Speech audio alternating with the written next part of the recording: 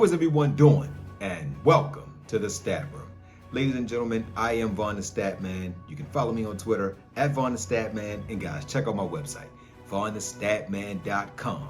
Now, you might want to go on my website a few times a week because I might be giving out a few hidden gems that can help you to win your DFS contest each week and also help you dominate your fantasy leagues. So y'all ready? You ready to win your fantasy?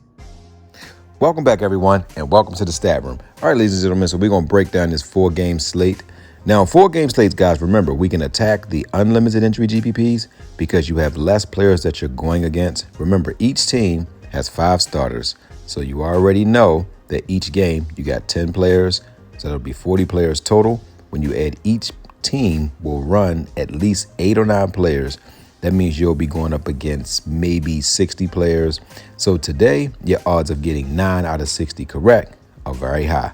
So always, no matter if you're playing GPPs, single entry games, you still want to create your own 10-man contest, and you also want to create your own head-to-head contest, because they're going against a head-to-head contest. Even if you have a bad day, you can make up for it in the head-to-head contest.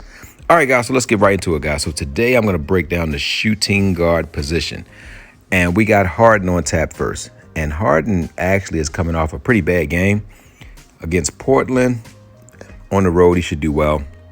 Kyrie Irving set out the last game. He should be 100% and ready to go. Devin Booker is out, so we won't be running him. Edwards is on the second night of a back-to-back, guys, and he's 8,700.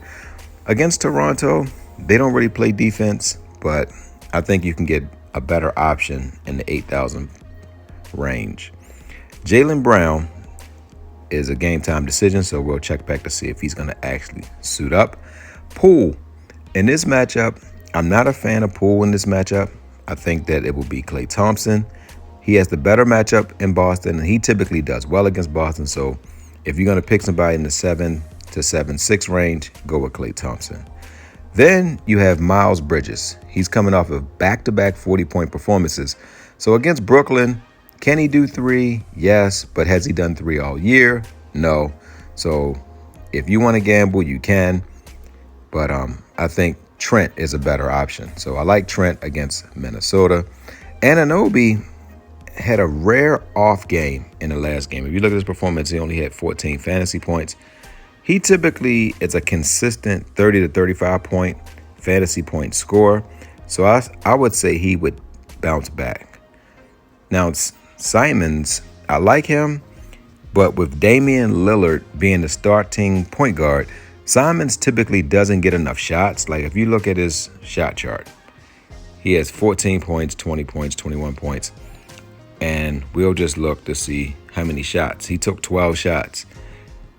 When you have 12 shots, you pretty much have to make at least 6 of them to even make value. So if he does make 6, let's say 2 of them are 3-pointers, he would have to get 8 assists, 8 rebounds. He doesn't really get a lot of rebounds, so he's a really big gamble, guys. He's a massive gamble. You only run him if Lillard doesn't play. Maxey is the second best player on this Philly team. Same problem. He has Embiid, is dominant. Then Harden has the ball in his hand, so he is another guy who is a big gamble. His ceiling when those guys are playing is about 28 fantasy points. Next, you got D'Angelo Russell. D'Angelo Russell is such an anomaly, guys. Like he'll come out, give you 40 points, then the very next day, he'll give you 17 fantasy points. If you look at his chart, we're going to just look at his numbers. Look, 19, 34, 9, 29, 29, 30. He's all over the place. I don't like to gamble on guys that are all over the place, especially on an unlimited entry GPP, because remember, you have to hit on every single one of these players. Next, you got Smart. Absolutely love Smart. Run Smart in all your contests. Brogdon, hot and cold with Brogdon. White, hot and cold with White. I do like Hart. Shamet is out. Curry is another one. He's all over the place, and at 5,000, won't run him, especially with Kyrie Irving back.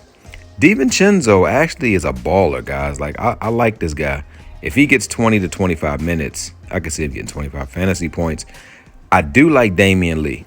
Damian Lee is a baller. Melton doesn't get enough minutes when the four guys that I mentioned before are playing. Harden, Embiid, Harris. Is too many mouths to feed. He's like the 6th or 7th option.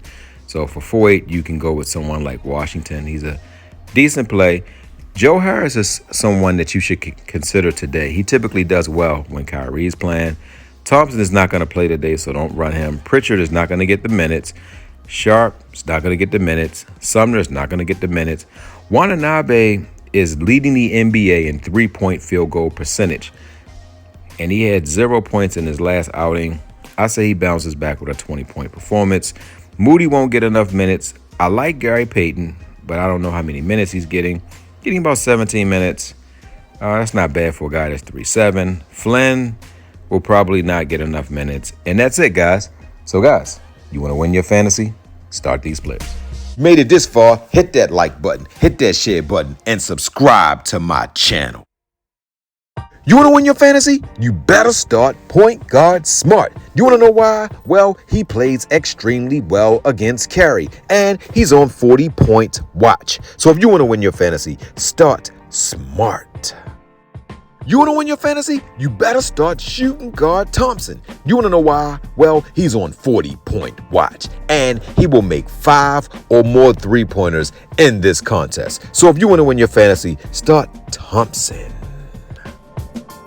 You want to win your fantasy? Then you want to start small forward Wiggins. You want to know why? Well, he's on 40-point watch, and this will be his breakout game. So if you want to win your fantasy, start Wiggins.